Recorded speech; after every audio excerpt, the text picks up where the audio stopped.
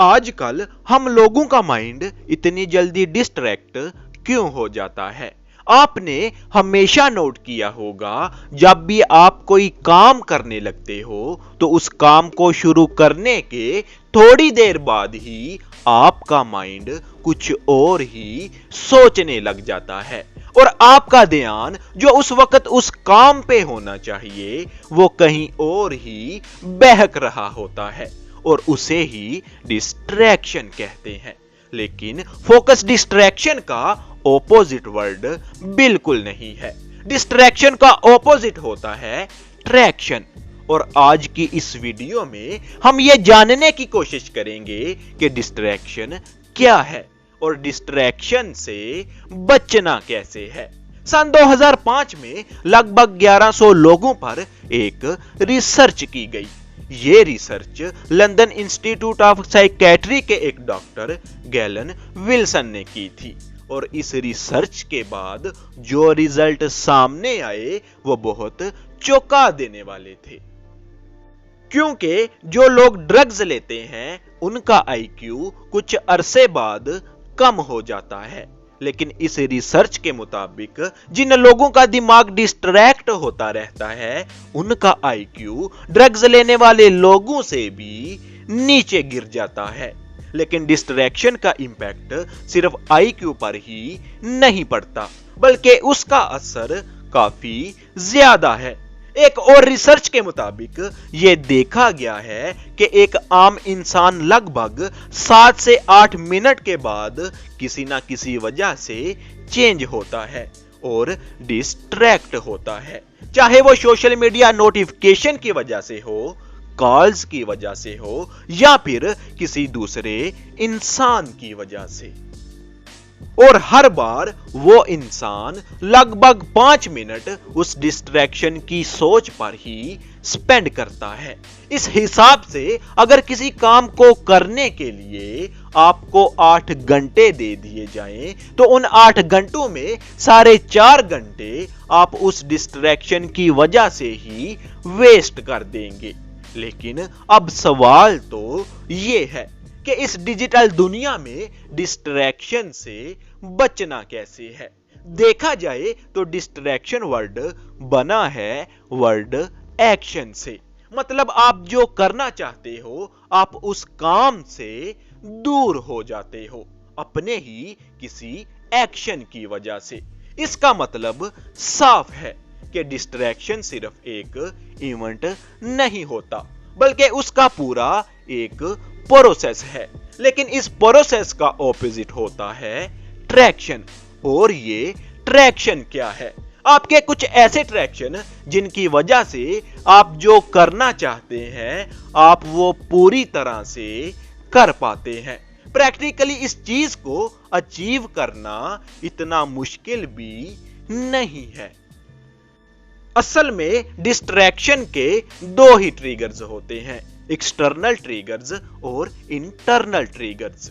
Social media notification, किसी दोस्त की कॉल, टीवी पे चल रहे किसी पसंदीदा खेल की कमेंट्री या आपके आसपास के इन्वायरमेंट में मौजूद कोई भी वो चीज जिसकी वजह से आपके थॉट्स या डिजायर्स बदल जाते हैं, उन्हें एक्सटर्नल ट्रिगर्स कहते हैं। भूख लगना, डर लगना, ठंड महसूस करना या फिर कोई भी फीलिंग या इमोशंस जो आपके दिमाग को किसी और तरफ मोड़ देते हैं, उन्हें इंटरनल ट्रिगर्स कहते हैं।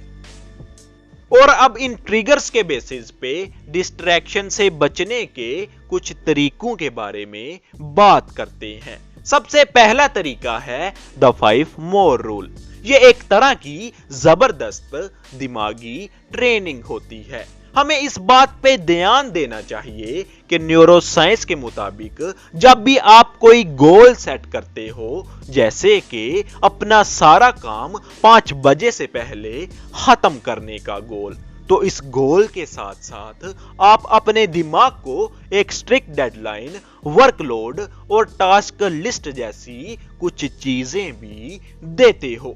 और फिर ये सारी चीजें कुछ ऐसी फीलिंग को पैदा करती हैं जिससे हमें प्रेशर और डिस्कंफर्ट फील होने लगता है। और ये डिस्कंफर्ट हम इंसानों के एक ऐसे नेचुरल बिहेवियर को ट्रिगर करता है जिसकी वजह से हम लोग फौरन से कोई ऐसा एक्शन या ऐसा काम करने की कोशिश करते हैं जिसकी मदद से हमें थोड़ा रिलैक्स फील हो सके। और यही वो वक्त होता है जब आप किसी डिस्ट्रैक्शन का शिकार होते हैं। और क्या आप जानते हैं कि यही वो टाइम है जब आपको द 5 मोर रूल फॉलो करना है। इसके मुताबिक जब भी आप कोई काम करने बैठो और आपको अचानक बोर होने की वजह से सोशल मीडिया चेक करने का दिल करे, तो आपको इस फीलिंग को पूरी तरह से डील नहीं देनी और ना ही आपको सोशल मीडिया ओपन कर लेना है। आपको बस अपने आप को इतना कहना है कि बस 5 मिनट और काम कर लूं, फिर फोन चेक कर लूंगा। और अगर आप कोई बुक पढ़ रहे हो तो आपको कहना है कि सिर्फ 5 पेज और पढ़ लूं, फिर फोन चेक कर लूंगा।